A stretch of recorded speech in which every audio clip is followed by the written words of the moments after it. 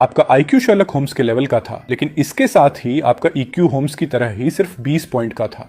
आपकी एक लाइन लोगों की बोलती बंद कर सकती थी, बिल्कुल सही लगती थी और सामने वाले के पास कोई जवाब नहीं बचता था।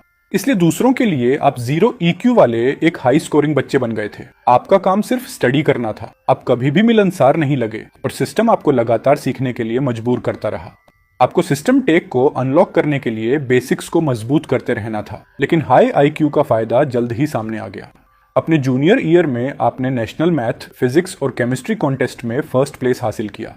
जिस दिन स्कोर बाहर आए, 7 टॉप स्कूलों के रिक्रूटर्स वहां पहुंच गए। ईथन, हमें चुनो, हम तुम्हें 7,90,000 की स्कॉलरशिप देंगे। नॉर्थ ब्रिज के रिक्रूटर ने शुरुआत की और हडसन भी पीछे हटने को तैयार नहीं था। ईथन, हमारे पास आओ, तुम्हारे पेरेंट्स की जॉब और तुम्हारी सिस्टर की स्कूलिंग, हम इस सब का ख्याल रख सकते हैं।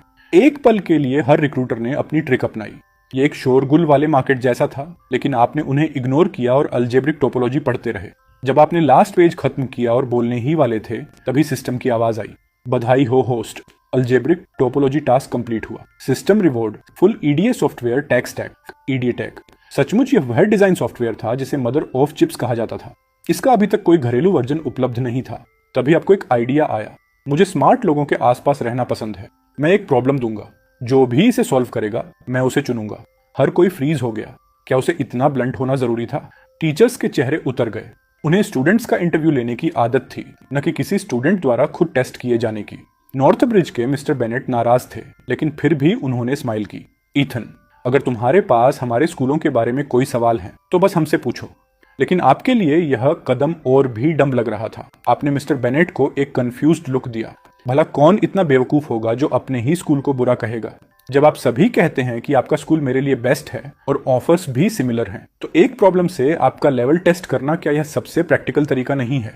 मुझे पूरा यकीन है कि जब आप स्टूडेंट्स को चुनते हैं तो उनकी रियल एबिलिटी टेस्ट करने के लिए सवालों का इस्तेमाल करते हैं। तो मैं ऐसा क्यों नहीं कर सकता कि बातों ने टीचर्स को एक दूसरे की तरफ देखने पर मजबूर कर दिया। फिर बेव्यू टेक के मिस्टर पार्कर सबसे पहले बोले, अगर हम इसे सॉल्व नहीं कर पाते हैं तो क्या हम अपनी फैकल्टी से हेल्प मांग सकते हैं? बिल्कुल, किसी टीचर का यह मानना कि वह डम्ब है कोई बड़ी बात नहीं है। वैसे भी मेरी प्रॉब्लम सच में यूनिवर्सिटी फैकल्टी के लिए ही है। मैंने सुना है कि कुछ प्रोफेसर सिर्फ सीटें भर रहे हैं, इसलिए इससे पहले कि मैं कोई स्कूल चुनूं, मुझे उसकी रियल स्ट्रेंथ जाननी होगी। आपके लॉजिक ने उनके पास बहस की कोई गुंजाइश नहीं छोड़ी और वहां मौजूद हर रिक्रूटर को अपना कोटा पूरा करना था। जिस पल वे आपके घर पहुंचे, यह तय हो गया था कि वे आपको जीतने के लिए कुछ भी करेंगे। चूंकि वे पहले से ही यहां थे, तो वे देखना चाहते थे कि आप क्या पूछ सकते हैं। ठीक है, हमें प्रॉब्लम दो, मिस्टर बेनेट ने दूसरों की तरफ देखते हुए कॉन्फिडेंस से कहा। उनका अंडर ग्रेजुएट मेजर मैथ था और ग्रेजुएट मेजर फिजिक्स था। उनका मानना था कि वहां कोई भी टीचर उनके मुकाबले में नहीं था। इसलिए आपने पेपर और पेन निकाला और तेजी से लिखना शुरू किया। जब आपने खत्म किया तो रिक्रूटर्स के चेहरे एक साथ उतर गए। अपने सामान्य मैनर्स के बावजूद वे लगभग कसम खाने ही वाले थे। ये अलजेब्रिक टोपोलॉजी थी।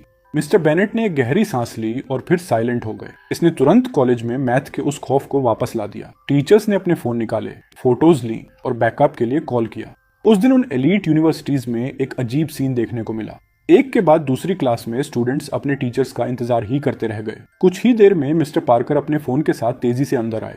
चलते चलते वे फोन पर बात कर रहे थे। प्रोफेसर मॉर्गन, मैं आपको स्पीकर पर डाल रहा हूँ, आप खुद उससे बात कीजिए।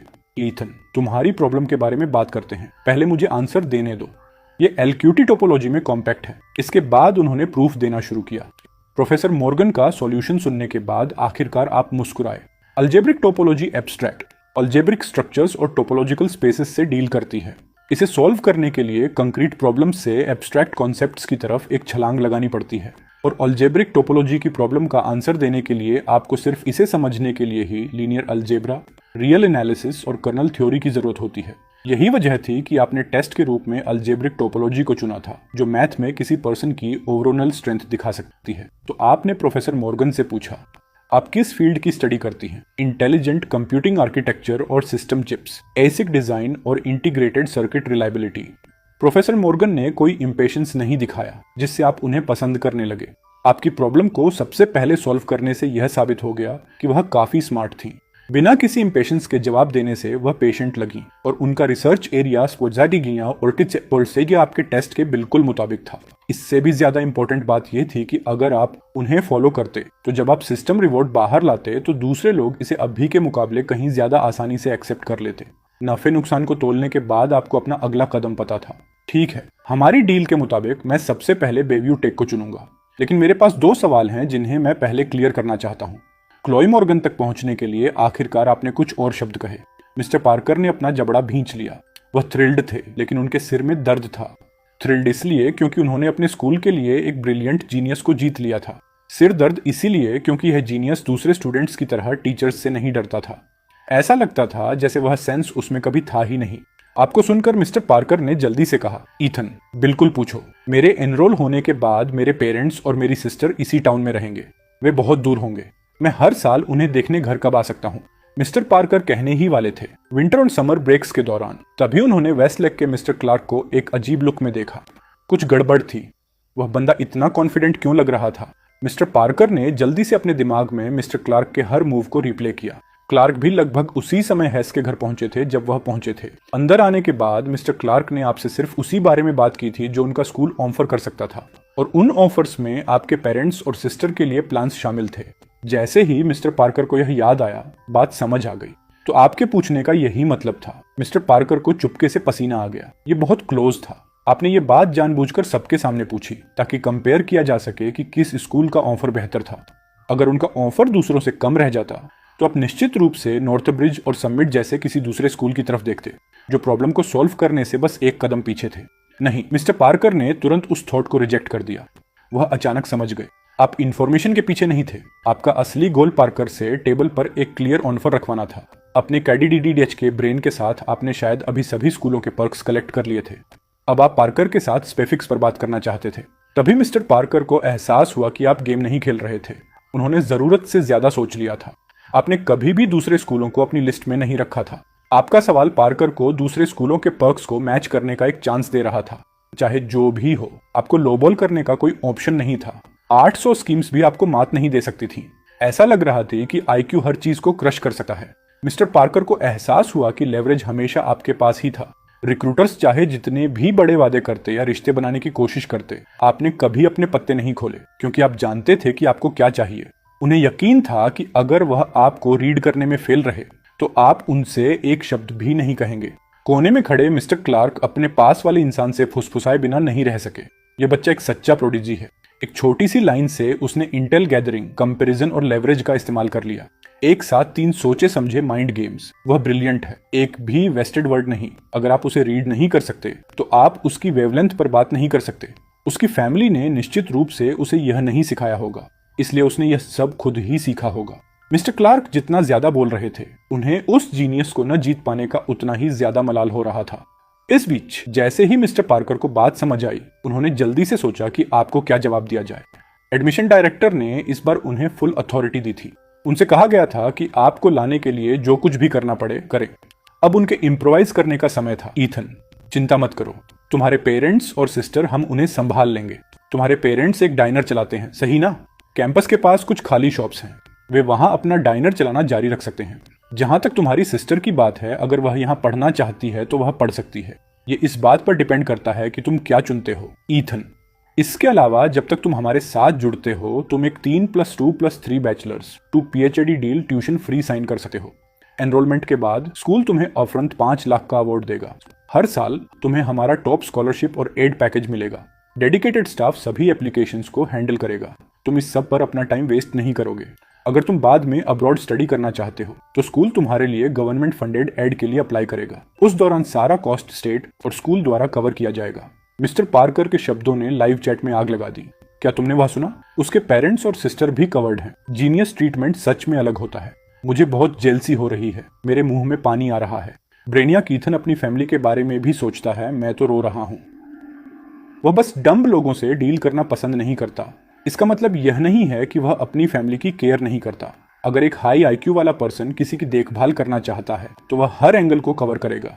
सवाल यह है कि क्या आप उसके लायक हैं। उसे सिर्फ एनरोल करने के लिए 5 लाख मिल रहे हैं और इसमें स्कॉलरशिप या ग्रांट्स शामिल नहीं है। इस पॉइंट पर वह पैसे कमाने के लिए स्कूल जा रहा है, सही ना?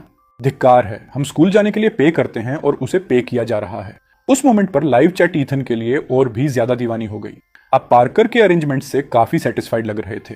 आपने कोई ऑब्जेक्शन नहीं उठाया और बस इतना कहा, मेरा एक और सवाल है, पूरी फैमिली के साथ कॉलेज जाना और पैसे भी कमाना शायद आप जैसे किसी इंसान के साथ ही होता है। लाइव चैट को एक के बाद एक वाइल्ड आई ओपनर मिल रहे थे। जब उन्होंने सुना कि आपका एक दूसरा सवाल भी है तो वे सभी फोकस हो गए, यह देखने के लिए कि आप आगे क्या कहेंगे। मिस्टर पार्कर ने अपनी टोन वार्म रखी और सोचा, भले ही तुम्हारे पास 100 सवाल हों, मुझे आज उन सभी को सॉल्व करना है। जैसा कि बुद्ध ने कहा था, अगर मैं नर्क में नहीं जाऊंगा तो कौन जाएगा, एक जीनियस का सामना करना। जॉब के सालों के एक्सपीरियंस ने मिस्टर पार्कर को चुपचाप सहने के लिए कहा। यह अब भी पेनफुल था, लेकिन उनका मानना था कि एक बार जब उन्हें अपना परफॉर्मेंस बोनस और ईयर एंड बोनस मिल जाएगा तो यह दर्द कुछ भी नहीं होगा। बोनस के लिए वह पूरी तरह तैयार थे। ईथन, कुछ भी पूछो, मैं तुम्हारे लिए उसका जवाब दूंगा। आपके एक्सप्रेशनलेस चेहरे पर आखिरकार एंटीसिपेशन की एक झलक दिखाई दी। मैं चाहता हूं कि प्रोफेसर मॉर्गन मुझे पढ़ाएं। क्या यह पॉसिबल है? मिस्टर पार्कर ने राहत की सांस ली और सोचा, बस इतना ही? क्या यह सिर्फ माइक्रो इलेक्ट्रॉनिक्स प्रोग्राम नहीं था? उनका बार हाई था, बिल्कुल, लेकिन आपकी प्रोफाइल के साथ आप प्रोग्राम की रिक्वायरमेंट्स को पूरी तरह से मीट करते थे। माइक्रो इलेक्ट्रॉनिक्स में जाना तो बहुत आसान काम था। बिल्कुल नहीं। इससे पहले कि मिस्टर पार्कर जवाब दे पाते, प्रोफेसर मॉर्गन की आवाज फोन से आई। ओहो, वह भूल गए थे कि प्रोफेसर मॉर्गन अभी भी लाइन पर थी। मिस्टर पार्कर को हर चीज पर पछतावा होने लगा। आखिर यह क्या बकवास थी? जिस पल क्लोई मॉर्गन ने बात की, उन्हें पता चल गया कि चीजें खराब हो चुकी हैं। क्यों? क्योंकि क्लोई मॉर्गन भी एक जीनियस थी। जब क्लोई मॉर्गन ने बेव्यू टेक में एंट्री की थी तो वह फेयरव्यू की परफेक्ट स्कोरर और टॉप साइंस स्कोरर थी। वह 30 की उम्र तक चीट कोड्स पर चलती रही और स्कूल की सबसे यंग फुल प्रोफेसर बन गई। उन्होंने जिसे भी मेंटर किया वे बिना किसी एक्सेप्शन के बहुत शार्प थे। उनमें से एक ने, जब वह अब भी ग्रेड स्कूल में ही था, एक बड़े होमग्रोन टेक जायंट अपेक्स टेक के जीनियस प्रोग्राम से ऑफर हासिल किया था। वह एक 8,50,000 के पैकेज के साथ आया था। वह बेव्यू टेक का एकमात्र ऐसा स्टूडेंट था जिसने ग्रेजुएट होने से पहले ही इतना हाई पेइंग ऑफर हासिल कर लिया था। क्लोई मॉर्गन को खुद भी अपेक्स टेक ने एक टेक कंसल्टेंट के रूप में इनवाइट किया था, लेकिन उन्होंने यह कहते हुए मना कर दिया कि वह एकेडमिक रिसर्च को प्रेफर करती हैं। माइक्रो इलेक्ट्रॉनिक्स प्रोग्राम हमेशा से बेव्यू टेक का फ्लैगशिप रहा था। क्लोई मॉर्गन हमेशा स्टूडेंट्स को लेकर बहुत पिकी थी। अब जब उन्होंने ना कह दिया तो मिस्टर पार्कर का दिल बैठ गया। सचमुच, क्या तुम सारे टॉप स्टूडेंट्स इतने ही रिबेलियस होते हो? एक स्कूल को प्रॉब्लम से टेस्ट करता है और दूसरी उसे रिजेक्ट कर देती है जब वह उसका प्रोग्राम चाहता है। मिस्टर पार्कर को इस ट्रिप पर पछतावा होने लगा। तुम जीनियस लोगों का जो भी ड्रामा हो, हम मरणशीलों से उसका क्या लेना देना। जब दूसरे रिक्रूटर्स ने सुना कि प्रोफेसर मॉर्गन ने आपको रिजेक्ट कर दिया है तो उन सभी के चेहरे खिल उठे। चूंकि प्रोफेसर मॉर्गन उसे नहीं लेंगी। हमारे स्कूल में भी एक माइक्रो इलेक्ट्रॉनिक्स प्रोग्राम है। ईथन, तुम्हारा हमारे यहाँ वेलकम है। ईथन, जब तक तुम हमारे स्कूल आते हो हम तुम्हें अब भी अवार्ड दे देंगे। तुम्हारे एनरोल होने के बाद हम तुम्हें कैंपस लाइफ में तेजी से सेटल होने में हेल्प करने के लिए सीनियर स्टूडेंट्स असाइन करेंगे। ईथन, हमारे स्कूल आओ, हम तुम्हारे लिए अपने बेस्ट प्रोफेसर्स की लाइन लगा देंगे। रिक्रूटर्स को मिस्टर पार्कर के ठीक सामने आपको अपने पाले में खींचते देख लाइव चैट को अचानक एहसास हुआ। एडमिशन का काम असल में काफी सीधा और जमीनी स्तर का था। हमें लगता था कि एडमिशन बहुत हाई एंड होता है, लेकिन यह तो पूरी तरह से बिजनेस वॉरफेयर निकला। हा, मिस्टर पार्कर अभी भी वहीं खड़े हैं और ये लोग पहले से ही इतने डेस्परेट हो रहे हैं। वह जरूर अपना आपा खो रहे होंगे। ऐसा लगता है कि इस टैलेंट वॉर में हर रिक्रूटर को अपनी ट्रिक्स निकालनी पड़ रही है। वे सच में बहुत हार्ड वर्क कर रहे हैं। मैंने पहली बार रिक्रूटर्स को इतनी कोशिश करते देखा है। लाइव चैट ने हंसते हुए इस शो का मजा लिया, लेकिन मिस्टर पार्कर बिल्कुल भी हंस नहीं पा रहे थे। धिक्कार है, तुम सब मेरे गिरे होने का फायदा उठा रहे हो, है ना? मिस्टर पार्कर ने अपने साथियों को कभी इतना शेमलेस नहीं देखा था। वे उनके सामने ही आपको पोंछ कर रहे थे। बड़बड़ाने के अलावा मिस्टर पार्कर को अभी भी एक प्रो की तरह प्रोफेसर मॉर्गन को वार्न करना था, वरना उनके हाथ से यह प्राइज सच में फिसल सकता था। प्रोफेसर मॉर्गन, ये लाइव स्ट्रीम हो रहा है और यहाँ कई रिक्रूटर्स मौजूद हैं। उनका असली मतलब था, थोड़ा धीमे बोलिए, मुझे डर लग रहा है। फोन पर क्लोई मॉर्गन शांत हो गई। फिर आपने वजह पूछी। आपका मानना था कि आपकी प्रोफाइल बेहद स्ट्रॉन्ग थी, वरना इतने सारे रिक्रूटर्स आपको जीतने के लिए आपके घर पर नहीं होते। प्रोफेसर मॉर्गन ने आपको क्यों रिजेक्ट किया? आप इसे समझ नहीं पा रहे थे। क्योंकि मैं दूसरे प्रोफेसर से अलग पढ़ाती हूँ। मैं आमतौर पर स्टूडेंट्स से खुद लेसन तैयार करने के लिए कहती हूँ। क्लास में मैं पढ़ाने के लिए रैंडमली लोगों को बुलाती हूँ। कई स्टूडेंट्स इसे एक्सेप्ट नहीं कर पाते, खासकर शांत रहने वाले। क्लोई मॉर्गन खुद एक टॉप स्टूडेंट रही थी, इसलिए वह उन प्रॉब्लम्स को जानती थी जो कुछ टॉप स्टूडेंट्स के साथ होती थी। वे लोनर्स होते थे, चाहे रिसर्च करना हो, या किसी भी ऑर्गेनाइजेशन में काम करना हो जिसका इस रिलेशनशिप ड्रिवन वर्ल्ड में कोई इम्पैक्ट हो, लोनर्स को बाहर धकेल दिया जाता है। क्लोई मॉर्गन ने एक बार अपने एक स्टूडेंट को काम शुरू करने के बाद आइसोलेट होते देखा था। आखिर में उसने डिप्रेशन में आकर नौकरी छोड़ दी और खेती करने घर लौट गया। वह एक्सपीरियंस किसी के लिए भी बर्दाश्त करना मुश्किल होता, एक फॉर्मर गोल्डन चाइल्ड की तो बात ही छोड़िए। इसलिए तब से क्लोई मॉर्गन ने अपना टीचिंग स्टाइल बदल दिया। वह चाहती थी कि उनके स्टूडेंट्स में कुछ सोशल स्किल्स हों और वे नए एनवायरनमेंट्स में तेजी से ब्लेंड हो सकें। क्लोई मॉर्गन इसे खुद को प्रोटेक्ट करने के एक तरीके के रूप में देखती थी। ज्यादातर जीनियस यंग होते हैं। अगर वह उन्हें नॉर्मल कम्युनिकेशन स्किल्स बनाने में हेल्प नहीं कर सकी तो वह जानती थी कि अगला स्टूडेंट भी सोसाइटी से भागेगा और अपने सेफ रूम में पीछे हट जाएगा, जहां से वह कभी बाहर नहीं आना चाहेगा। वह अपने स्टूडेंट्स को तथाकथित सोशल रूल्स द्वारा फिर से बिखरते हुए नहीं देखना चाहती थी, जिसमें उनका खुद का एक्सपीरियंस भी शामिल था। स्टूडेंट्स स्कूल में सिर्फ एक डिग्री से कहीं ज्यादा के लिए आते थे। उनकी वैल्यूज और वर्ल्ड व्यू को भी एक टीचर की हेल्प की जरूरत होती थी। ये मुश्किल नहीं है। जब क्लोई मॉर्गन पास्ट को याद कर रही थी तब आपने उन्हें अपना जवाब दिया। आप पढ़ाने से नहीं डरते। आपको लगभग 30 लोगों का सामना करना होगा। क्लोई मॉर्गन पजल्ड थी। क्या टॉप स्टूडेंट्स आमतौर पर एक कोने में छिपना और अपने दम पर स्टडी करना पसंद नहीं करते? भला पढ़ाना मुझे क्यों डराएगा? अगर यह मेरी लॉजिक को सॉर्ट करने में हेल्प करता है तो मुझे रिफ्यूज करने की कोई वजह नहीं दिखती। तभी क्लोई मॉर्गन समझ पाई कि आपके कहने का क्या मतलब था। आपके लिए पढ़ाना खुद को इम्प्रूव करने का एक तरीका था। जहां तक बात दूसरों के होने या उनके सोचने की थी, आपने शायद इस पर बिल्कुल भी विचार नहीं किया था। अगर आप खराब पढ़ाते हैं तो दूसरे स्टूडेंट्स इस पर उंगली उठा सकते हैं। क्या आप उसे एक्सेप्ट कर सकते हैं? जीनियस अक्सर पब्लिक क्रिटिसिज्म को एक्सेप्ट नहीं कर पाते, लेकिन काम पर ऐसा हमेशा होता है। क्लोई मॉर्गन अपने स्टूडेंट्स की स्ट्रेस टॉलरेंस बिल्ड करने की काफी परवाह करती थी। अब वह यह जानने के लिए क्यूरियस थी कि आप क्या जवाब देंगे। मैं इसे क्यों एक्सेप्ट करूं? आपका जवाब सुनकर क्लोई मॉर्गन को निराशा हुई। तो यह सच था। जीनियस सचमुच क्रिटिसिज्म नहीं झेल सकते थे। जैसे ही वह कॉल एंड करने वाली थी, आपने बात जारी रखी। सबसे पहले मुझे यह जानना होगा कि क्रिटिसिज्म सही है या नहीं। अगर यह गलत है तो मैं इसे क्यों एक्सेप्ट करूं? प्रोफेसर मॉर्गन फ्रीज हो गई। उन्होंने उम्मीद नहीं की थी कि आप इस तरह सोचेंगे। जब ज्यादातर लोगों की आलोचना की जाती है तो वे पहले शर्मिंदा या गुस्सा महसूस करते हैं। उस स्टेट में ज्यादातर लोग बहस करना चुनते हैं। बहुत कम लोग शांति से सही और गलत को सॉर्ट कर पाते हैं। क्या होगा अगर सामने वाला इंसान आपका बॉस या टीचर हो? क्या होगा अगर उनका क्रिटिसिज्म गलत हो? क्लोई मॉर्गन ने आगे दबाव डाला। आप बैफल्ड दिखे। आपने कहा, जब तक यह मेरी स्टडीज या रिसर्च को अफेक्ट नहीं करता तब तक ठीक है। एक जीनियस के रूप में आपसे हमेशा सवाल किए जाएंगे। क्लोई मॉर्गन हार मानने वाली नहीं थी। वह लगातार प्रेस कर रही थी। प्रोफेसर, क्या आप सच में चहचहाते पक्षियों से बहस करेंगी? आपने कंफ्यूज होकर पूछा। प्रोफेसर मॉर्गन अजीब सवाल पूछती हैं। लिंडा हेस ने सुना कि आप कितने ब्लंट थे और उन्होंने जल्दी से आपको वार्न किया कि अपने टीचर के बारे में इस तरह बात न करें। आपने बुदबुदाते हुए जवाब दिया, मैंने क्या कहा? मुझे नहीं लगता कि मैंने कुछ कहा। आपको और आपकी मॉम को बात करते सुनकर लाइव चैट हंस पड़ी। ब्रेनियक सही कह रहा है। अगर ये गलत है तो एक्सेप्ट क्यों करें? हा। तो ईथन की नजरों में वे लोग सिर्फ चहचहाते पक्षी हैं। सैवेज। मैंने आज तक किसी को इतना ब्लंटली बोलते नहीं सुना। ईथन बहुत डायरेक्ट है। उन रिक्रूटर्स को देखो, उनके चेहरे देखने लायक हैं। वह चहचहाते पक्षी वाली लाइन भले ही कम डैमेज करती हो, लेकिन ये वाइल्डली इंसल्टिंग है। क्या ईथन किसी दिन अपने बॉस के साथ भी ऐसा ही करेगा? हर कोई क्यूरियस था। अपने ऑफिस में प्रोफेसर मॉर्गन ये महसूस करने से पहले दर्जनों सेकंड के लिए फ्रीज हो गईं कि वह किस तरह के इंसान से मिली है। जीनियस लोनर्स हो सकते हैं, सच है, लेकिन कुछ जीनियस उस चीज पर ज्यादा फोकस करते हैं जिसे वे इंपॉर्टेंट मानते हैं। वे इरेलेवेंट आइडियाज या कमेंट्स पर ध्यान नहीं देते।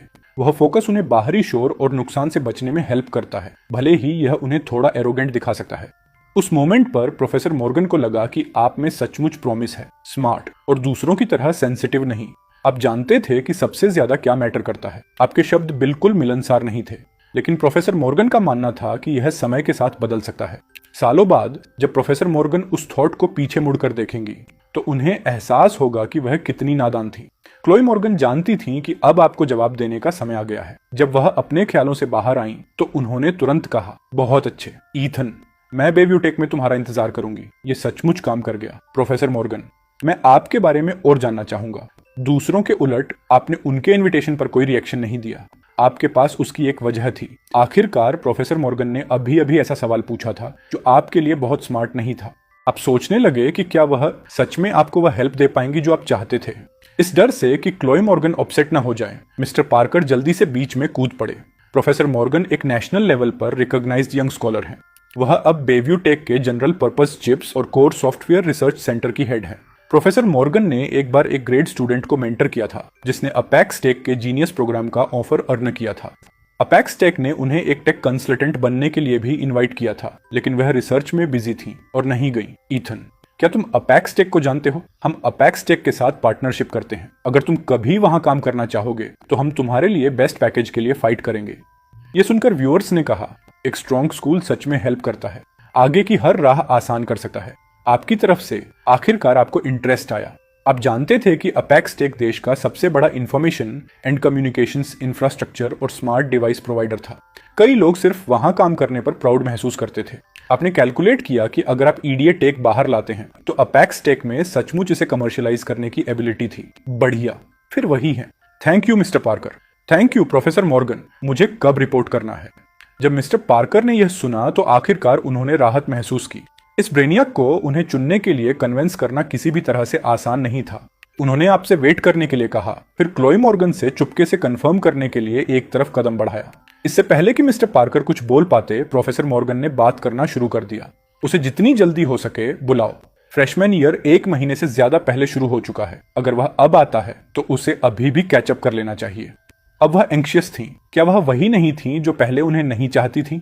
मिस्टर पार्कर को चुपके से क्लोई मॉर्गन का यह शिफ्ट अम्यूजिंग लगा। कॉल के बाद उन्होंने फोन हैंग कर दिया और आपकी तरफ बढ़े। अराइवल डिटेल्स समझाने के बाद उन्होंने अपने पास का सूटकेस खोला और एक लैपटॉप और पोर्टेबल प्रिंटर निकाला। क्लासिक मिस्टर पार्कर, आप प्रिंटर भी साथ लाए हैं। मैं तो सिर्फ रेडीमेड एग्रीमेंट्स लाया था। अब ऐसा लग रहा है कि मिस्टर पार्कर का तरीका बेहतर है।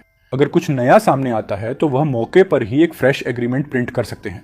धिक्कार है पार्कर, तुम पूरी तैयारी के साथ आए हो। यह देखकर कि मिस्टर पार्कर ने आपको लॉक कर दिया है, दूसरे रिक्रूटर्स का काम बेसिक रूप से खत्म हो चुका था। वे जल्द ही अपने सामान्य मजाक मस्ती पर लौट आए। बेशक वे कॉम्पिटिटर्स थे, लेकिन वे सभी वर्किंग लोग थे। एक बार ड्यूटी खत्म होने के बाद वे रेगुलर लोग थे और वे अक्सर एक दूसरे से मिलते थे प्राइवेटली। वे आपस में अच्छी तरह घुल मिल जाते थे। मुझे अभी भी आप सभी को थैंक्स कहना है। अगर आप में से कोई थोड़ा तेजी से आगे बढ़ता तो शायद मुझे चांस नहीं मिलता। आज का लंच मेरी तरफ से है। चलो बाद में सब मिलकर खाना खाते हैं। रिक्रूटर्स खुश थे और सभी एग्री हो गए। आखिरकार यहाँ डायरेक्ट एडमिशन करने वाला कोई भी स्कूल स्ट्रॉन्ग था, भले ही उनके प्रोफेसर्स का लेवल अलग अलग हो। मिस्टर पार्कर कभी भी इसे लाउडली नहीं कह सकते थे, इसलिए उन्होंने सिर्फ इतना कहा कि वह अपने पैरों पर थोड़े तेज थे। इस तरह उन्होंने आज आपके साइन कराए। इस तरह दूसरे रिक्रूटर्स के साथ उनके रिलेशन खराब नहीं होंगे। आपने साइड से सुना और मिस्टर पार्कर पर अपनी आंखें सिकोड़ ली, ठीक उसी समय जब आप बोलने वाले थे। Quick thinking. लिंडा हेस ने सब्जेक्ट बदल दिया। ईथन बेव्यू टेक जा रहा है। तुम्हें क्या पैक करने की जरूरत है? मेरे पास ज्यादा कुछ नहीं है। ज्यादा पैक करने की जरूरत नहीं है। लिंडा हेस निश्चित रूप से आपकी सिचुएशन जानती थी। फिर उसने कहा, मैं तुम्हारे डैड, ग्रेस और अपने लिए पैकिंग कर देती हूँ। दोस्तों, लाइव चैट में जो भी हैं, मुझे पैकिंग करनी है, इसलिए मैं साइन ऑफ कर रही हूँ। आपने देखा ना, मेरा बेटा कॉलेज जा रहा है और मैं भी उसके साथ जा रही हूँ। मुझे नहीं पता कि मैं फिर कभी स्ट्रीम करूंगी या नहीं। जब चैट ने यह सुना तो हर कोई एक्साइटेड हो गया। मैम, आप कॉलेज में भी स्ट्रीम कर सकती हैं। हमें ब्रेनियाक ईथन पर अपडेट्स चाहिए। मैम, इतना अमेजिंग बेटा होने पर आपको बधाई। अरे हाँ, क्या अभी किसी बिग स्पेंडर ने यह नहीं कहा था कि अगर ईथन ने यह प्रूव कर दिया कि वह अलजेब्रिक टोपोलॉजी जानता है तो वह रॉकेट्स भेजेगा? ईथन ने पहले ही इसे प्रूव कर दिया है। अब भेज दो। तुम्हें इसे ईथन का कॉलेज सेंड ऑफ कहना चाहिए। दोस्तों नहीं, हमारे ब्रेनियक को थोड़ा प्यार दिखाओ। उस बिग स्पेंडर की लीडरशिप में चैट में 10 से ज्यादा रॉकेट्स पॉप अप हो गए। लिंडा हेस ने ऐसा पहले कभी नहीं देखा था और वह पैनिक में अपोलोजाइज करने लगी। फिर उन्होंने स्ट्रीम एंड कर दी। उन्हें डर था कि अगर उन्होंने ऐसा नहीं किया तो और भी ज्यादा लोग गिफ्ट्स भेजने लगेंगे। तब तक मिस्टर पार्कर ने एग्रीमेंट प्रिंट कर लिया था। उन्होंने पहले इसे फ्रैंक हेस को थमाया।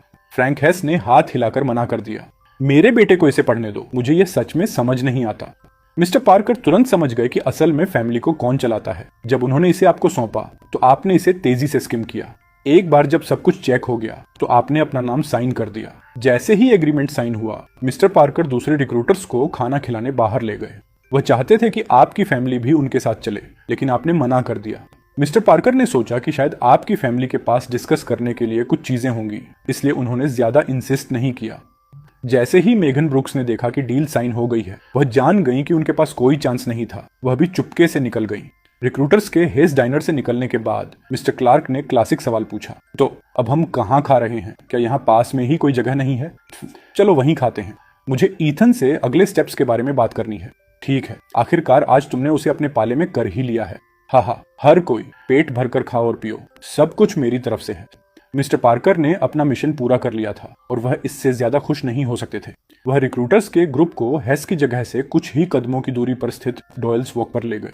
मालिक हैंक डॉयल था, जिसकी हेस फैमिली के साथ थोड़ी दुश्मनी थी। जब उसने हेस की जगह से सूट पहने कई लोगों को चलते हुए आते देखा तो उसने जल्दी से उनका वेलकम किया और उन्हें सीट दी। क्या बगल वाली जगह आपके टेस्ट के मुताबिक नहीं थी? चिंता मत करो, हम हर डिश को आपके टेस्ट के हिसाब से एडजस्ट कर सकते हैं, तीखा या मीठा, जो भी आपको पसंद हो, हैंक डॉयल ने चाय डालते हुए कहा। ये रिक्रूटर सब कुछ देख चुके थे। जब उन्होंने हैंक डॉयल को ऐसा कहते सुना तो उन्होंने एक दूसरे की तरफ देखा। यह जगह और हेस की जगह दोनों छोटे डाइनर थे, इसलिए इस मालिक का हेस फैमिली के साथ साफ तौर पर कोई बीफ था। ऐसा नहीं है, हम बस उन्हें परेशान नहीं करना चाहते, मिस्टर पार्कर ने सच बताया। लेकिन हैंक डॉयल ने इसे अलग तरह से सुना। ओह सर, आप बहुत काइंड हैं, यहाँ तक कि उनका बचाव भी कर रहे हैं। सर, आपने इसे गलत समझ लिया है। हम सभी यहाँ हेस बॉय के लिए आए थे। अब जब हमारा काम हो गया है तो लंच के लिए रुककर उन्हें परेशान करना सही नहीं लगेगा। इतने सारे लोगों को हेस बॉय से क्या काम हो सकता है? हैंक डॉयल ने जल्दी से पूछा कि क्या हुआ था। जब उसे पता चला कि ये सभी रिक्रूटर्स आपको कॉलेज इनवाइट करने आए थे तो हैंक डॉयल का मन खटा हो गया। वह कॉलेज क्यों जा रहा है? क्या वह अभी भी हाई स्कूल में नहीं है? अगर यह रूल्स तोड़ना नहीं है तो क्या है? हैंक डॉयल को आइडिया नहीं था कि डायरेक्ट एडमिशन का क्या मतलब होता है। वह सिर्फ इतना जानता था कि कॉलेज जाने के लिए एंट्रेंस एग्जाम देना पड़ता है। बिना एग्जाम दिए कॉलेज में एंट्री मिलना जरूर कोई बैकडोर डील होगी। हे, तुमने क्या कहा? रूल्स तोड़ना? हडसन का रिक्रूटर आज पहले ही अपने मिशन में फेल हो चुका था और वह अनॉयड था। अब एक छोटे डाइनर के मालिक ने उन पर चीटिंग का आरोप लगाया तो वह भड़क गया। मैंने सुना है कि कॉलेज जाने के लिए एंट्रेंस एग्जाम देना पड़ता है। जब उस आदमी की आवाज तेज हुई तो हैंक डॉयल का कॉन्फिडेंस कम हो गया। सर, मैं आपको ना जानने के लिए ब्लेम नहीं करता। आपके टाउन ने शायद इसे पहले कभी नहीं देखा होगा। ये डायरेक्ट एडमिशन है। इसका मतलब है कि यूनिवर्सिटीज पहले से ही कुछ टॉप स्टूडेंट्स को चुन सकती हैं और उन्हें अपने स्कूलों में ला सकती हैं। बेशक किसी भी स्टूडेंट को नहीं चुना जा सकता, उन्हें नेशनल कॉन्टेस्ट अवार्ड्स की जरूरत होती है। हैंक डॉयल ने इसके बारे में कभी नहीं सुना था। उसने ब्लैंकली कहा, तो हेस किड ने एक नेशनल कॉन्टेस्ट अवार्ड जीता है।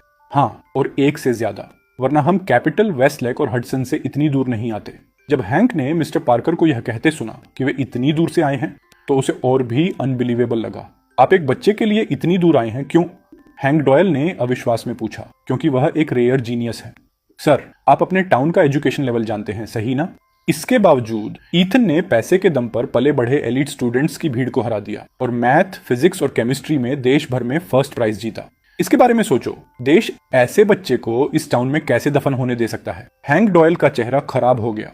उसने सोचा था कि आप उसके बेटे से थोड़े ही ज्यादा स्मार्ट हैं, लेकिन किसने सोचा होगा कि अब कोई उसे बताएगा कि आपने देश भर के स्टूडेंट्स को हराकर फर्स्ट प्राइज जीता है। अब आप पढ़ाई के लिए एक बड़े शहर जा रहे थे। हैंक डॉयल ने मिस्टर पार्कर को अविश्वास से घूरते हुए इसे दोबारा सुनना चाहा। हाँ बिल्कुल, ईथन एक बड़े शहर में होगा और बेस्ट एजुकेशन हासिल करेगा। मिस्टर पार्कर को ऐसा कहते सुन हैंक डॉयल पैनिक हो गया। उसने मिस्टर पार्कर की स्लीव पकड़ ली। सर, मेरा लड़का जल्द ही एंट्रेंस एग्जाम देने वाला है, क्या आप उसे भी ले जा सकते हैं? मिस्टर पार्कर ने पास में ही हंस रहे मिस्टर बेनेट पर एक नजर डाली, फिर हैंक से कहा, वह आदमी नॉर्थ ब्रिज का रिक्रूटर है, क्यों ना तुम उससे पूछो। यह सुनकर कि नॉर्थ ब्रिज का रिक्रूटर भी वहीं था, हैंक डॉयल ने तुरंत मिस्टर पार्कर को छोड़ दिया और मिस्टर बेनेट को पकड़ने चला गया। मिस्टर बेनेट ने अपने दिमाग में पार्कर को कोसा और हैंक को पेशेंटली बताते हुए कहा, सर, हमारा डायरेक्ट एडमिशन सिर्फ उन स्टूडेंट्स को लेता है जिन्होंने नेशनल कॉन्टेस्ट्स में फर्स्ट प्राइज जीता हो। ये क्या आपके बच्चे ने कोई अवार्ड जीता है? क्या स्कूल कॉन्टेस्ट्स गिने जाते हैं? नहीं। यह देखकर कि हैंक डॉयल कितना क्रश महसूस कर रहा था, मिस्टर बेनेट को उसके लिए थोड़ा बुरा लगा, इसलिए उन्होंने फिर भी उसे कन्फर्ट किया। सर, हर बच्चे का रास्ता अलग होता है, इसे फोर्स करने की कोई जरूरत नहीं है। आपका बेटा जिस चीज में अच्छा है, हो सकता है दूसरे उसमें ना हो, सही ना? जो आपके बेटे के पास है, हो सकता है दूसरों के पास ना हो, इसलिए कंपेयर मत करो। मिस्टर बेनेट ने कभी उम्मीद नहीं की थी कि ये शब्द हैंक डॉयल का दिमाग खोल देंगे। सही बात है, हमारा बिजनेस हेस फैमिली से बेहतर है और हमारे पास ज्यादा पैसा है। भले ही मेरा बेटा कॉलेज न जा पाए, हम लाइफ भर उसकी देखभाल कर सकते हैं। हेस फैमिली की तरह नहीं, वे तो कंगाल हैं। यहाँ तक कि डाइनर का पैसा भी उधार लिया गया था। हैंक डॉयल एक रफ आदमी था और उसने जल्दी ही अपना कॉन्टेस्ट वापस पा लिया। आपके अलावा ही इस फैमिली के पास दिखावा करने के लिए कुछ भी नहीं था। रिक्रूटर्स ने एक दूसरे की तरफ देखा, ये जानते हुए कि इस बातचीत का कोई नतीजा नहीं निकलने वाला है, इसलिए वे खाने से पहले ही रुक गए, उठे और डॉयल्स वॉक से चले गए। वे हैंक डॉयल को वहीं बड़बड़ाते हुए छोड़ गए। उनके बाहर निकलने के बाद मिस्टर बेनेट ने मिस्टर पार्कर को एक तरफ खींचा। हेस फैमिली को यहां से बाहर निकालो, जितनी जल्दी हो सके उतना बेहतर। अगर वे आज ही जा सकते हैं तो आज ही निकल जाएं। कौन जानता है कि क्या हो सकता है। मिस्टर पार्कर ने एक बिटर स्माइल दी। मैंने भी इसे देखा। जेलसी एक इंसान को बदल सकती है और तुम हेस फैमिली की उम्मीद थे। तुम जैसे बच्चे को बर्बाद करना बहुत आसान होगा। जिस तरह से तुमने बात की, तुमने शायद बहुत से लोगों को नाराज किया होगा। तुम्हारे अर्ली कॉलेज एडमिशन की खबर तेजी से फैलेगी। एक छोटे टाउन में छोटी छोटी बातें बड़ी हो जाती हैं। इतनी बड़ी बात तो दूर की बात है। जो लोग नहीं समझते वे अभी उस मालिक की तरह होंगे, यह सोचते हुए कि तुम्हें बैकडोर से एंट्री मिली है। तुम्हारी फैमिली उस र्यूमर का सामना कैसे करेगी? इसीलिए चाहे कुछ भी हो, तुम जितनी जल्दी निकलो उतना ही बेहतर होगा। मिस्टर बेनेट के एनालिसिस के बाद मिस्टर पार्कर ने सिर हिलाया। मैं भी यही सोचता हूँ। अगर तुम आज बिजी नहीं हो तो क्या तुम हेस फैमिली को शिफ्ट करने में मेरी हेल्प कर सकते हो? रिक्रूटर्स पास आए और हंसे। तुम्हारा हम पर एक और मील उधार रहा। अगली बार मैं तुम्हारे सबसे महंगे रेस्तरां में खाऊंगा, लेकिन हमने आज अभी तक खाना नहीं खाया है। क्यों ना हम पहले इसे फिक्स करें। शिफ्टिंग करने में मसल पावर लगती है। हर किसी को हेल्प करने के लिए तैयार देखकर मिस्टर पार्कर ने ग्रेटिट्यूड फील किया। वे लगभग आधा मील दूर एक स्नैक स्टॉल पर गए। स्नैक्स खाने के बाद वे अलग हो गए। कुछ कार रेंट पर लेने गए, कुछ प्लेन टिकट्स खरीदने गए और कुछ तुम्हारी फैमिली को इसके लिए राजी करने तुम्हारे घर वापस आ गए। आज ही जा रहे हैं? इतनी जल्दी? लिंडा हेस अभी भी अंदर धीरे धीरे पैकिंग कर रही थी, लेकिन जब मिस्टर पार्कर ने कहा कि उन्हें आज ही उनके साथ निकलना होगा तो वह शॉक्ड रह गई। स्कूल ने यह अरेंज किया है। वे मैनली चाहते हैं कि ईथन जल्द से जल्द रिपोर्ट करे। मिस्टर पार्कर ने एक व्हाइट लाई बोला। ओह, समझ गई। ठीक है, मैं तुरंत पैक करती हूँ। अच्छा हुआ कि हमारे पास ज्यादा सामान नहीं है। लिंडा ने जल्दी से फ्रैंक को लिविंग रूम पैक करने के लिए कहा। उनके जाने के बाद आप जो चुपचाप सुन रहे थे अचानक मिस्टर पार्कर के पास आए और कहा, आप हमें डॉयल फैमिली की वजह से तुरंत शिफ्ट करवा रहे हैं, है ना? मिस्टर पार्कर का दिल एक पल के लिए थम गया। यह बच्चा एक मॉन्स्टर है। उसके दिमाग से कुछ भी छिप नहीं सकता क्या? जब हमने एग्रीमेंट साइन किया था तब आपने इस बारे में कुछ नहीं बताया था, लेकिन खाना खाने जाने के बाद अचानक आपने यह डिसीजन लिया। इसका मतलब लंच पर जरूर कुछ हुआ है। पर कोई बात नहीं, हम कभी भी उनके सर्कल का हिस्सा नहीं थे। हमें देर सवेर यहाँ से निकलना ही था। इतना कहकर आप वहां से चले गए और मिस्टर पार्कर हैरान खड़े रह गए। तो यही वजह थी कि यह बच्चा कभी उन लोगों की परवाह नहीं करता था। आप जानते थे कि आप यह टाउन छोड़ देंगे, इसलिए डॉयल फैमिली का होना या न होना आपके लिए कोई मायने नहीं रखता था। मिस्टर पार्कर ने सुना था कि जब हाई आईक्यू वाले लोग नफे नुकसान को तोलते हैं तो वे अक्सर चीजों पर ज्यादा गहराई से विचार करते हैं, हर पॉसिबल आउटकम और इम्पैक्ट को खंगालते हैं और फिर वह चॉइस चुनते हैं जो उनके लिए सबसे बेस्ट हो। अब मिस्टर पार्कर को लगा कि उन्होंने इसका एक जीता जागता एग्जाम्पल देख लिया है। जो दूसरों को लो ईक्यू लग रहा था वह असल में एक हाई आईक्यू डिसीजन का रिजल्ट था। सभी के मिलकर काम करने से शाम करीब 5 बजे तक हैस फैमिली का सारा सामान पैक हो गया। जब ग्रेस हैस घर आई तो उसने देखा कि पूरी जगह बदल चुकी है। सब कुछ पैक क्यों था? क्या वे सच में शिफ्ट हो रहे थे? फिर किसी ने उसे बताया क्यों नहीं था? अगर वह थोड़ी भी देर से आती तो क्या पूरी फैमिली जा चुकी होती? मॉम, डैड, ये क्या हो रहा है? सब कुछ पैक क्यों है? ग्रेस ने अंदर आते ही बात करना शुरू किया। उसकी आवाज़ सुनकर लिंडा हेस को एहसास हुआ कि वह अपनी बेटी को इस मूव के बारे में बताना भूल गई थी और उन्हें तुरंत बहुत ऑकवर्ड फील हुआ। ग्रेस, तुम आज घर पर नहीं थी और मैं इतनी बिजी थी कि तुम्हें बताना ही भूल गई। तुम्हारे भाई का कॉलेज में एडमिशन हो गया है। स्कूल ने हमारी पूरी फैमिली के लिए रहने की जगह अरेंज की है। जैसे ही पैकिंग खत्म होगी हम निकल रहे हैं। ग्रेस को इस न्यूज़ को समझने और अपनी मॉम की बात को डाइजेस्ट करने में कुछ सेकंड लगे। मेरे भाई ने उन नेशनल कॉन्टेस्ट्स में अवार्ड्स जीते हैं ना। ग्रेस को वे कॉन्टेस्ट्स याद आए जिनमें आपने पार्ट लिया था और उसने खुशी से कहा, ईथन ने मैथ, फिजिक्स और केमिस्ट्री में देश भर में फर्स्ट प्राइज जीता है। वह देश के पहले ऐसे पर्सन हैं जो इस लेवल पर पहुंचे हैं। इसीलिए हम रिक्रूटर्स यहाँ आए हैं। ग्रेस ने आवाज़ की तरफ देखा और तब जाकर उसका ध्यान घर में मौजूद एक स्ट्रेंजर पर गया। तुम ग्रेस हो, सही ना? मैं मिस्टर पार्कर हूँ, बेव्यू टेक से एडमिशन रिक्रूटर। मैं यहाँ आप सभी को बेव्यू टेक ले जाने के लिए आया हूँ। ग्रेस पहले तो खुश हुई, फिर अपने भाई के स्कोर्स को लेकर कंफ्यूज हो गई। समिट या नॉर्थ ब्रिज तो आसानी से मिल जाता, फिर इस आदमी ने क्यों कहा कि आप उसके स्कूल जा रहे हैं? ग्रेस के मन में सवाल थे, लेकिन उसने मिस्टर पार्कर से कुछ नहीं कहा। उसने सिर्फ चिंता जताते हुए कहा, पूरी फैमिली शिफ्ट हो रही है, लेकिन मुझे अभी अभी यहाँ एक जॉब मिली है। मिस्टर पार्कर फ्रीज हो गए। ग्रेस के पास एक जॉब थी, उनकी इन्फॉर्मेशन में ये नहीं लिखा था। ग्रेस, तुम काम कर रही हो, स्कूल में नहीं हो? ग्रेस ने थोड़ा एम्बेरेस्ड होकर अपना सिर हिलाया। मेरे ग्रेड्स बस ठीक ठाक थे। मुझे जो स्कूल मिला था वह सिर्फ एक लो टियर कॉलेज था। मुझे लगा कि एक लो टियर डिग्री से वैसे भी कोई अच्छी जॉब नहीं मिलेगी, इसलिए मैं पैसे वेस्ट नहीं करना चाहती थी। मिस्टर पार्कर ने ग्रेस के बिल्कुल सिंपल कपड़ों को देखा और बात समझ गए। उन्होंने कहा, अगर तुम कॉलेज जाती हो तो स्कूल तुम्हें interest free student loans apply करने में हेल्प कर सकता है।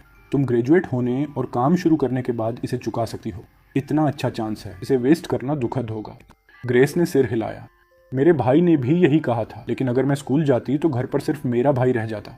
अगर मैं यहाँ रुकती तो अपने पेरेंट्स की देखभाल करने में हेल्प कर सकती थी। तो यह बात थी। ग्रेस एक नॉर्मल केयरिंग बेटी थी। मिस्टर पार्कर को वह एग्रीमेंट याद आया जो उन्होंने आपकी फैमिली के साथ साइन किया था। इसलिए उन्होंने कहा, मैंने तुम्हारे भाई से एक प्रॉमिस किया है, तुम्हारे पेरेंट्स के लिए जॉब्स ढूंढने के अलावा हम तुम्हारी स्कूलिंग भी संभालेंगे। तुम्हारे पुराने ग्रेड्स के बेसिस पर तुम सीनियर ईयर रिपीट कर सकती हो। उसके बाद बेव्यू टेक तुम्हें एक स्पेशल ट्रैक के जरिए एडमिट कर सकता है। क्या मेरे भाई का स्कूल मेरे पेरेंट्स को जॉब्स देगा और यह मुझे वापस स्कूल जाने में भी हेल्प करेगा? ग्रेस ने कभी इतनी अच्छी चीज की इमेजिनेशन भी नहीं की थी। अविश्वास में उसने कहा, सर क्या यह सब सच है? बिल्कुल सच है। तुम अपनी मॉम से पूछ सकती हो। जब हमने एग्रीमेंट साइन किया था तब वह वहीं थी। ग्रेस लिंडा हेस की तरफ मुड़ी और लिंडा ने बार बार सिर हिलाया। बिल्कुल, ये सच है ग्रेस। तुम्हारे भाई को एक स्कूल अवार्ड भी मिला है जो 5 लाख का है। अगर तुम अब स्टडी करना चाहती हो तो बिना किसी चिंता के जा सकती हो। लिंडा जानती थी कि ग्रेस ने पैसे बचाने और उनकी देखभाल करने के लिए कॉलेज छोड़ दिया था। यही वजह थी कि लिंडा हमेशा ग्रेस का कर्जदार फील करती थी। अब चीजें बेहतर थीं। आपने ग्रेस का स्कूल सिक्योर कर दिया था। वह आखिरकार अपना कॉलेज का ड्रीम पूरा कर सकती थी। बेशक ग्रेस खुश थी, लेकिन वह हिचकिचाई भी।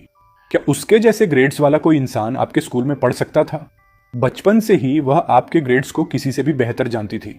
कई हार्ड प्रॉब्लम्स के लिए यहाँ तक कि टीचर्स भी उन्हें क्लियरली एक्सप्लेन नहीं कर पाते थे, लेकिन आप हमेशा उन्हें उसके लिए क्लियर कर देते थे। अब आप कॉलेज जा रहे थे तो उसे प्रॉब्लम्स कौन समझाएगा? ग्रेस ने नर्वस होकर अपनी सारी बात सामने रख दी। मिस्टर पार्कर भी फ्रीज हो गए। उन्होंने इसकी उम्मीद नहीं की थी। ग्रेस के पास्ट ग्रेड्स आप पर डिपेंड थे। इन भाई बहन का डीएनए लगभग सेम था, फिर दोनों के बीच इतना बड़ा गैप कैसे था? एक कॉन्फ्लिक्टेड लुक के साथ उन्होंने कहा, अगर तुम सच में कॉलेज चाहती हो तो यह पॉसिबल है। अपने ग्रेड्स की चिंता मत करो, बस साल रिपीट करो और हार्ड स्टडी करो। तुम अभी 19 साल की हो, सही ना? अगर तुम रिपीट करती हो तो भी तुम कैचअप कर सकती हो। जब समय आएगा तो स्कूल तुम्हारे लिए कट ऑफ कम कर सकता है। आखिरकार एडमिशन डायरेक्टर ने उन्हें ईथन का फुल चार्ज दिया था। अब जब स्कूल ने आप जैसे जीनियस को अपने पाले में कर लिया था तो एक रेगुलर स्टूडेंट को लेना तो ठीक ही होना चाहिए, है ना? मिस्टर पार्कर ने यही सोचा था। फिर उन्होंने सीधे कह दिया कि वे कट ऑफ कम कर सकते हैं। ग्रेस ने तुरंत अपनी मॉम को पकड़ा और खुशी से उछल पड़ी। वह सचमुच 19 साल की थी। उसने कभी इसकी इमेजिनेशन नहीं की थी। अपने भाई की हेल्प से उसके पास अभी भी कॉलेज में फिर से एंट्री करने का चांस था। इस एक्साइटमेंट के बाद ग्रेस ने रिजाइन करने के लिए अपने वर्क प्लेस पर कॉल किया। वह एक डिलीवरी स्टेशन पर काम करती थी। उसने अपने बॉस को कॉल किया। उसका बॉस सरप्राइज था। ग्रेस, क्या तुम्हें कोई बेहतर जॉब मिल गई है? ग्रेस ने जल्दी से एक्सप्लेन किया। बॉस, ऐसा नहीं है। मैं 1 साल रिपीट करने और कॉलेज के लिए रेडी होने वापस जा रही हूँ। बॉस ने कंफ्यूज होकर पूछा, क्या तुम अपनी फैमिली के पैसे वेस्ट होने को लेकर वॉरिड नहीं थी? क्या इसी वजह से तुमने न जाने का डिसीजन नहीं लिया था? ये सब मेरे भाई की बदौलत है। वैसे बॉस, मुझे अब पैकिंग शुरू करनी है। मेरी देखभाल करने के लिए थैंक यू। बॉस के पास सवाल थे, लेकिन वह फोन पर ज्यादा कुछ नहीं कह सका। वह इस पीरियड की ग्रेस की वजह उसके वीचैट पर भेजने के लिए एग्री हो गया। फिर उसने फोन हैंग कर दिया। बाकी सब सिंपल था। ग्रेस अपने रूम में वापस गई और जल्दी से अपना सामान पैक कर लिया। फिर वह सबके साथ निकलने के लिए रेडी थी। टाउन में कोई अच्छी कार्स नहीं थी। मिस्टर बेनेट ने 2 7 सीटर वैन्स रेंट पर ली। फिर वह उन्हें हेस डाइनर के पीछे ले आए। उन्होंने मजाक में कहा, एडमिशन रिक्रूटर्स के रूप में हम सिर्फ लोगों को शिफ्ट करने में हेल्प नहीं करते, हम ड्राइवर्स के रूप में मूनलाइटिंग भी करते हैं। हम बेसिक रूप से ऑनल अराउंड प्रोस हैं। एक जीनियस की सर्विस करने में क्या बुराई है? शायद मिस्टर पार्कर का लक हम पर भी काम कर जाए। अगली बार शायद हम भी किसी जीनियस को साइन कर लें। हाँ, मिस्टर पार्कर अब हमारे लकी चार्म हैं।